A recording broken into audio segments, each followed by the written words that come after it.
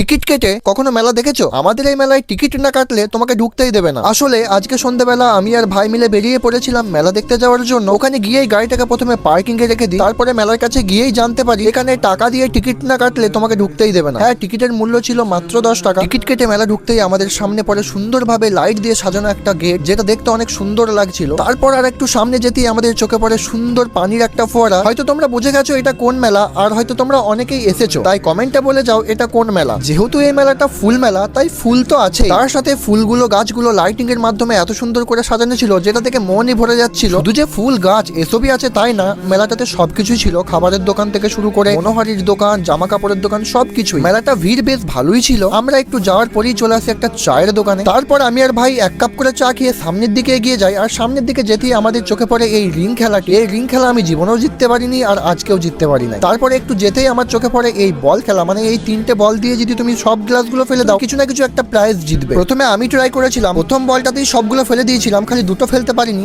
তারপরে আর দুটো বল ছিল যেগুলো আমি মিস করে দিই। তারপরে ভাই ট্রাই করে, ভাই তো 3টে বলের মধ্যে একটাও ঠেকাতে পারে না। যাই হোক, ওখানে হেরে গিয়ে আমরা আরো সামনের দিকে এগিয়ে যাই। আসলে এই মেলাটা একটা পার্কের মধ্যে আছে, তার মাঝখানে আছে একটা বড় পুকুর, তার চারিধারে রাস্তা, আর ওই রাস্তার সাইডে সাইডে এই মেলাগুলো বসে আছে। মানে মেলাটার পুরো এক পাক ঘুরতেই তোমার হাতে পায়ে গায়ে সব জায়গায় ব্যথা শুরু হয়ে যাবে। তারপর আমরা মেলা থেকে বেরিয়েই চলে আসি একটা হোটেলে, যেখানে রুটি, তরকা, ডিম এসব খাওয়ার পরেই বাড়ি চলে আসি। হ্যাঁ, তো তোমাদের কাছে একটা রিকোয়েস্ট, আমার ভ্লগ ভিডিও তোমাদেরকে কেমন লাগে প্লিজ প্লিজ প্লিজ একটা কমেন্ট ছোট্ট করে দিয়ে যেও।